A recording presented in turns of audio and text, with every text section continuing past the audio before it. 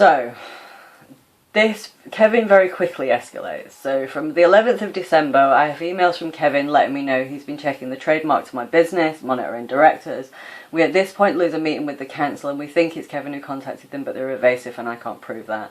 He says he's been on my Facebook. It's accompanied by the implication I'm harassing him.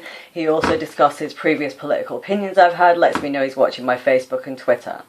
Later that day, I receive emails from him with blog posts with allegations about Jason Elliott, who is a local businessman who I kind of know, but not that well. You know, I do know Jason, but not majorly well. And it's on the premises of Jason Elliott that Kevin ultimately assaults a local councillor called James Baker. Now, Kevin has me firmly embedded in whatever fantasy is going on around this assault. I don't know any of these people, really. Honestly. The 19th of November, I am invited to speak at Oxford University about austerity. I say, while we're talking about feminism, what happened to equality, I'm discussing the systems which were discussed at the House of Lords meeting. I begin to realise that these people have never heard of these systems and did not know this. This is where I am introduced to Laurie Penny, Adam Ramsey, James Butler, and the elite brats around Corbynism. I do not know at this point, when they say they're organising to oppose austerity, that they have no intention of doing that and they're going to reproduce their own identity to prevent us discussing. I certainly don't know that this will end up as Corbynism. At this point, I'm still a Labour voter. And at this point, me saying Labour always maintain this position on these policies is just a fact. It's not an insult to Labour to know that, it's just reality. January 2011, I am invited to speak at Netroots, a TUC-funded event discussing austerity. I assume this is my trade union, so I assume they know what these systems do. It turns out they don't, because they've been reproducing the left-wing identity. And this is actually an event about triangulating on austerity for Labour. And nobody tells me as the single parent invited to speak. Nobody. Stella Creasy is speaking at that event, Polly Toynbee, and many other Guardian figures. Because my session is really popular, because it was actually really good, it was really, really alright. I was there with two other women. Immediately, Jessica Asato, who is a Labour councillor, Sonny Hundal, a Labour blogger, David Wearing of the New Left Project, and Jennifer Mahoney, a Telegraph trainee. These are people with like substantial political power compared to me, by the way. I'm literally being told that the Tories are going to just fuck us over. And these people see this as an opportunity. And they immediately place a smear about me in the New Left Project, saying I'm too thick to understand democracy, because they don't know these systems are always subject to political consensus. And they deliberately start to whip up abuse online, and I'm actually bewildered by this. I still want to believe that these people are opposing austerity. This grows from this point and doesn't stop for 10 years. So because I was invited to speak at one event, and I wrote a few poxy articles for The Guardian and the New Statesman, this has gone on for 10 years. So, there is Caroline. By this point, I'm becoming really aware of her. She's telling people I've threatened to take her children. She's telling people like the most extraordinary lies about me.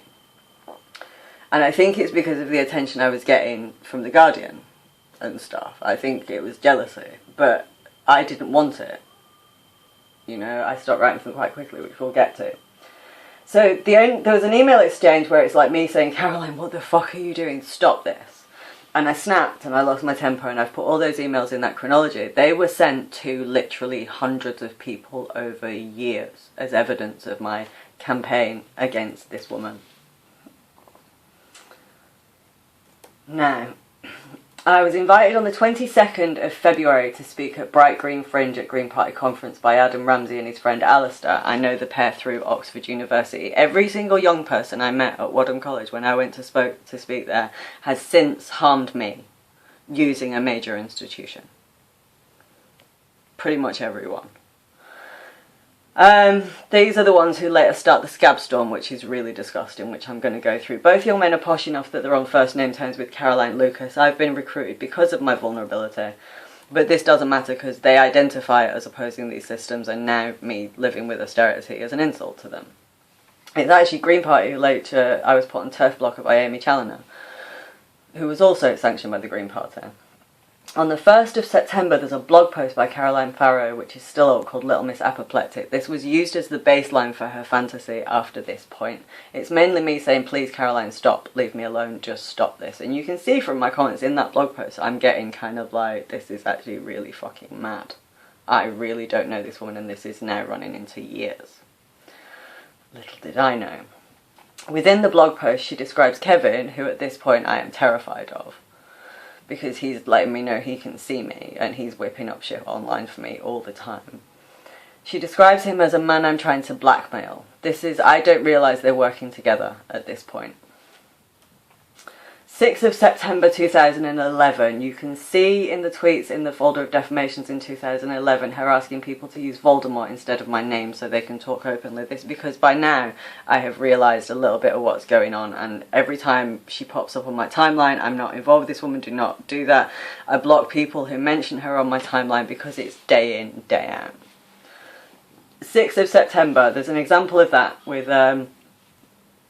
Uncool Uncle demanding to know why I'm bullying why I'm not responding to allegations I've bullied Caroline Farrow. This is already running into years.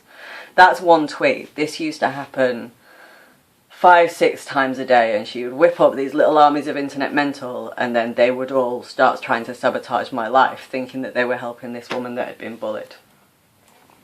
October 27th, 2011, emails from Kevin himself discussing Caroline Farrow and how nice she is, asking if I want to be accused of blackmail again, and letting me know they have managed to rope in the Spectator. So this came across because there was a news story about a young boy who was sent home from school because his hair was the wrong kind of black, really. And I had been discussing this case because it's quite important, because it's about the frameworks that we use to protect children and to uphold their rights in schools, and it's about the role of educators in that. I was discussing this with my friend. Toby Young searched for himself on Twitter. I have never followed Toby Young on Twitter. I'm not remotely interested in Toby Young. I'm vaguely interested in the progression between the social enterprise models that come from Michael Young and free schools on a kind of purely intellectual level, really. But I have no interest in Toby Young, and he searched for himself on Twitter. He butted into the conversation. He'd done it before, actually, and I made him look a tit, which isn't really that hard, because he is a bit of a tit. So 2 days later, a piece appears in the Spectator, which I will link. You can see Caroline in the commenters' multiple sock puppets. So that was me being notified 2 days before publication by the Spectator, a national publication, by Kevin McDougall, that this is going to happen. So unless he's developed psychic abilities, and I don't think so. 1st of November, the Lisa Arsehole Twitter account. This is set up to exacerbate online abuse. This is Kevin, and it's largely whipping up the left, who are abusing me in full force by now. The 5th of November, I didn't know this till recently, a blog post states that Caroline has been approached by the New Statesman after this has happened with the Spectator. So, if this is the 5th of November, then by that point I've spent 3 days on the phone in tears to the Spectator. I have begged, I have pleaded, I have told them that Kevin is dangerous. I've asked them, I've said, please leave the article up, but just take out that one line validating the fantasy of these two people. And I am terrified. Juliet Kirk was the receptionist at the Spectator, and I think she was laughing that I was so distraught.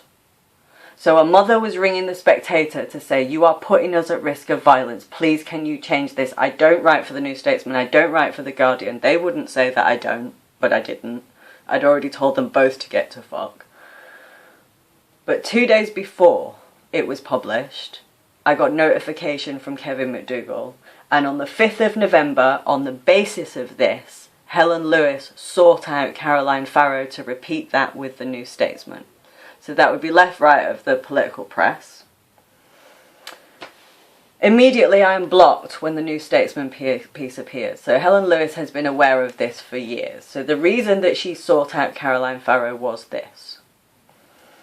I would check out my article about Blue Labour and what I was actually writing about in the New Statesman to find out why it is that they did this. And they did this because they didn't know. that there's always consensus on these systems, and me saying that was an injury. Well, I didn't do that.